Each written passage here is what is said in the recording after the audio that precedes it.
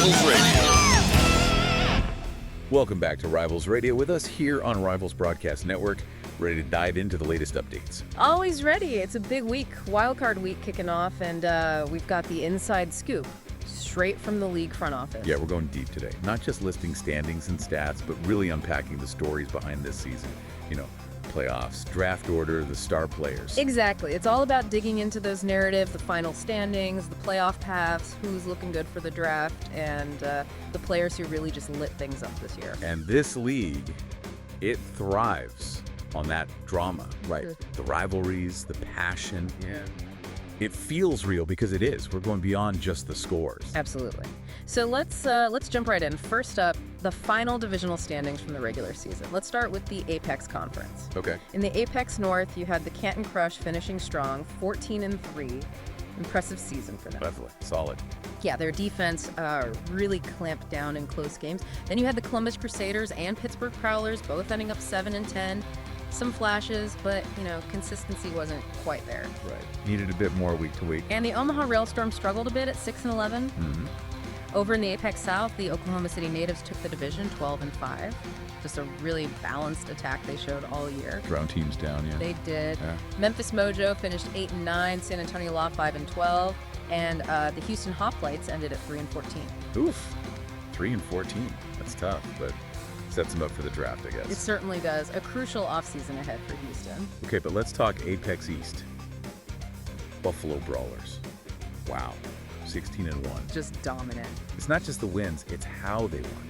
So efficient, so few mistakes. That points to great coaching, player buy-in, Yeah. the whole package. Absolutely. Relentless is the word. Virginia Beach Bombers also made the playoffs. Solid 10-7 record. Gritty team. We're in that spot. Toronto Blizzard finished 7-10, and the Orlando Sharks were 6-11. And the Apex West. Los Angeles Reign took that division at 12-5. That offense can be explosive. For sure. Home field helps too. Definitely. Kansas City Mob right behind them at 10-7. Salt Lake City Sting 9-8. And the Sacramento Peaks finished 8-9. Pretty tight division there. Yeah, but that Buffalo run, just incredible. Really set the tone in the Apex. It truly did. Okay, so shifting gears now to the Nexus Conference standings. Right. In the Nexus North, the St. Louis Rhinos finished 11-5-1. That tie looms large. It really does. Edged out the Chicago FD, who were right there at 11-6. What a battle that division was. Came down to the wire. Anchorage Ice Pack finished 9-8, and the Vancouver Mammoth were 6-11. Down in the Nexus South, the Louisville Wildcats took it at 10-7. They found ways to win ugly sometimes, which you need. You absolutely do. Important trait. Austin Strangers were 8-9, Melbourne Marauders 6-11, and the Mexico City Firebirds ended at 4-13. Another team looking towards the draft there. Okay, Nexus East, another dominant team. Philadelphia Fury 15-2. Yeah, just an offensive juggernaut. Really impressive firepower. Unstoppable at times. Tokyo Riot had a good showing too, 10-7. London Lions 9-8. New York Nightmares 7-10. And finishing up with the Nexus West. The Albuquerque Dukes grabbed the title at 8-9. Shows how tight that division was. Yeah, winning the division under .500 tells you something. It does. Tucson Sandstorm finished 7-10. Honolulu Surf 6-11. And the Portland Grunge were 4-12. So you look at the Nexus, lots of competition, maybe more parity overall, while the Apex had those really dominant top teams like Buffalo. Yeah, I think that's fair. Great depth in both conferences, though, which leads us nicely into the playoff picture, the seedings. Yeah, let's lay it out. Apex Conference, top 7 seeds for the postseason. Number 1, got to be the Buffalo Brawlers. Yeah. Number 2, the Canton Crush. Number 3, Los Angeles Reign. Number 4, Oklahoma City Natives. Number 5, Kansas City Mob. Number 6, Virginia Beach Bombers. And sneaking in at number 7, the Salt Lake City Sting. And those top 2 seeds, Buffalo and Canton, getting the first round bye, I mean, that's just massive. Huge. Rest, extra prep. Exactly. Avoid that extra physical game. It really matters deep in the season. Okay, over in the Nexus Conference, your top 7. Number 1, Philadelphia Fury. Dominance. Number 2, St. Louis Rhinos. Number 3, Louisville Wildcats. Number 4, Albuquerque Dukes. Number 5, Chicago FE. Number 6, Tokyo Riot. Number 7, the London Lions. And again, those seedings matter so much. The home field for the higher seeds, You can feel that energy from the crowd. It makes a difference. It really can. A tough road for those lower seeds, but hey, that's where the upsets happen, right? Where those underdog stories get written. Absolutely. Yeah. Which brings us right to the wild card matchups themselves. Yeah. Let the games begin. Let's do it. Apex first. As we said, #1 Buffalo gets the bye. So the games are #7 Salt Lake City Sting heading to face the #2 Canton Crush. Ooh, that could be a defensive battle. Two physical teams. Could be a slugfest, yeah. Then you've got the #6 Virginia Beach Bombers traveling way out west to take on the #3 Los Angeles Reign. Clash of styles there. Reigns offense versus the Bombers D. Exactly. And the last one, this should be good. #5 Kansas City Mob visiting the #4 Oklahoma City Natives. Yes, the rivalry game. That's more than just a playoff spot on the line.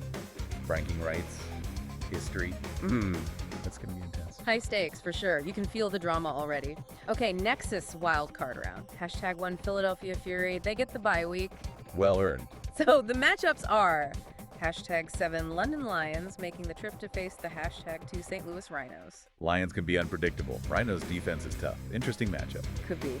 Then #6 Tokyo Riots are on the road against the #3 Louisville Wildcats. Potential shootout. Both teams can score. Fan bases will be loud for that one. Oh yeah, tons of passion there. And finally, #5 Chicago FD heading to Albuquerque to play the #4 Dukes. FD is a strong wildcard team. Duke's looking to defend home turf after winning that division. That's a tricky one. Absolutely. These games aren't just strategy, they're about heart, like you said. The fans live for this stuff. They really do. Okay, so playoffs are set, but we also got to look ahead, right? Let's talk about the future, the projected draft order. Yeah, always exciting to think about how teams might rebuild or reload. Picks 1 through 10 based on the final standings. All right, starting at the top, holding that #1 overall pick, the Houston Hoplites. Big opportunity. #2, Mexico City Firebirds. #3, Portland Grunge. #4, San Antonio Law. #5, Orlando Sharks. #6, Melbourne Marauders. #7, Omaha Railstorm. #8, Tucson Sandstorm.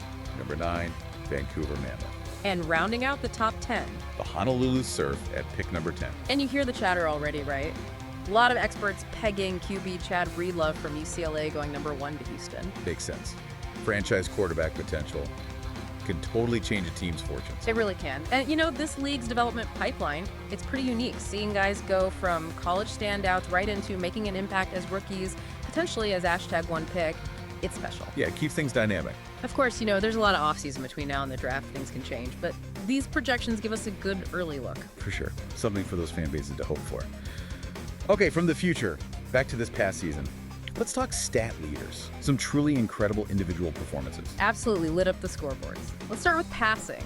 Andrew Frost, just wow. 6,106 yards, 64 touchdowns. Video game numbers. Oh! Incredible command of that offense. Truly elite. Curtis was second with 5,826 yards, and Nigel Crothers third with 5,800 yards and 51 TDs.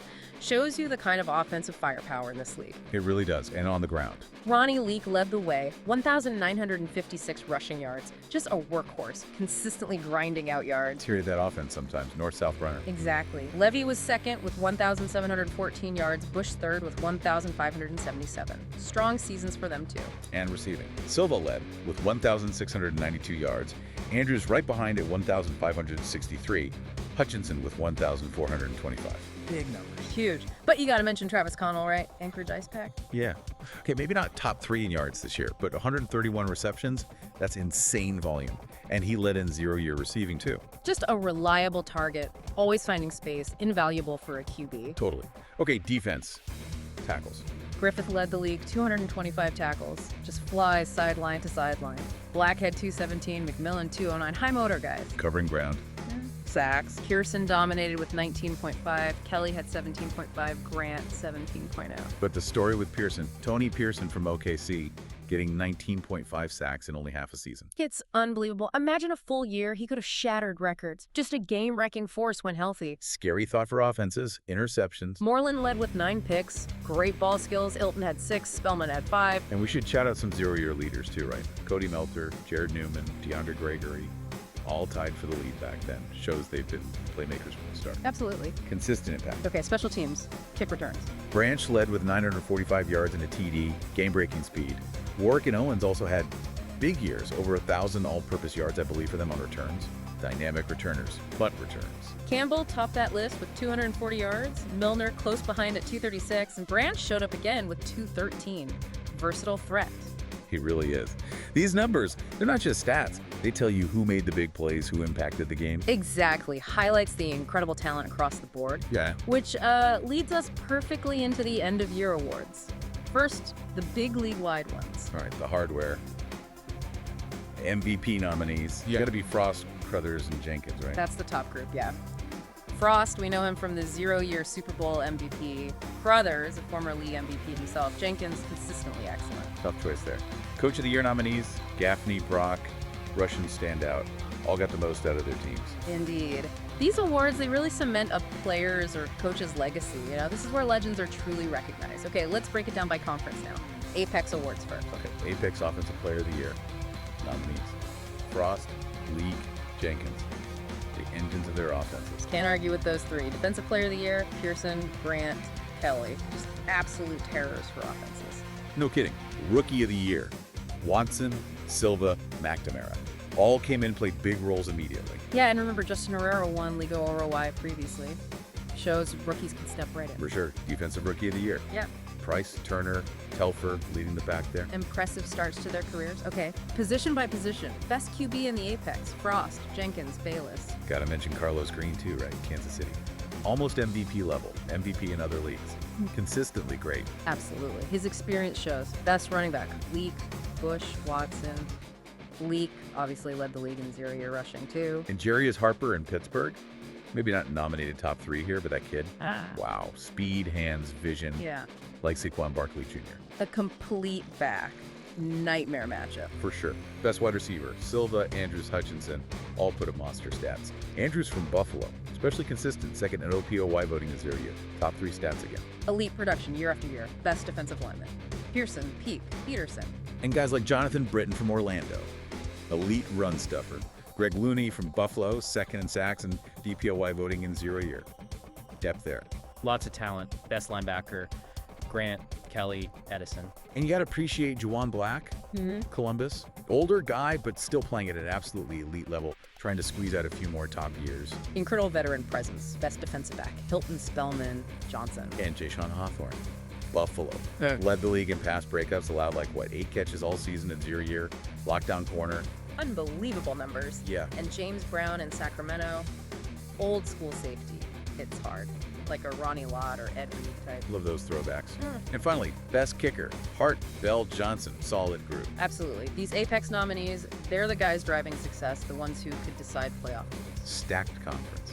Okay, let's flip to the Nexus Conference Award nominees. All right, Nexus, Offensive Player of the Year, Crothers, Levy, McCarthy, all carried their offenses. Yep, Defensive Player of the Year, Melter, Ware, Sanchez.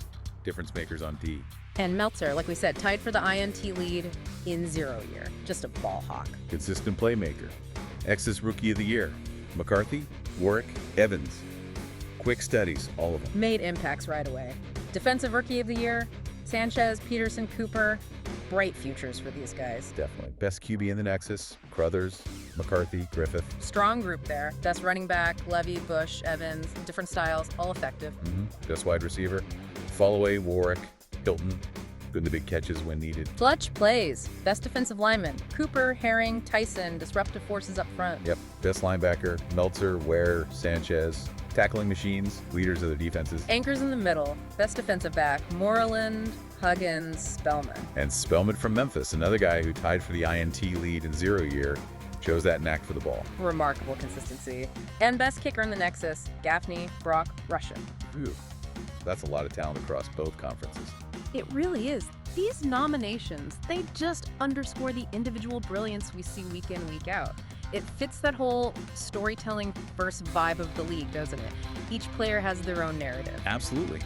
Their moments often decide games. Yeah. Okay, that wraps up the awards outlook. What a regular season, huh? And now, wildcard week. It's here. The intensity just ramps up now. The rivalries get sharper. The stakes get higher. It could be electric. It is, and we hope everyone listening follows along closely. Every snap matters now. Legends are about to be made or maybe reaffirmed. Your passion fuels all this. Yeah, and as you're watching this week, think about this. Don't just focus on which team wins or loses. Look at the individuals. Who steps up?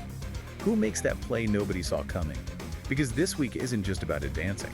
It's about seeing who might become that next X Factor, that next superstar who shapes this league's history for years to come. Whose story is about to really take off. That's a great thought. Something to definitely keep an eye on as the playoffs kick off. All right, that's all the time we have for this deep dive. Thanks for tuning in. From Rivals Radio on Rivals Broadcast Network.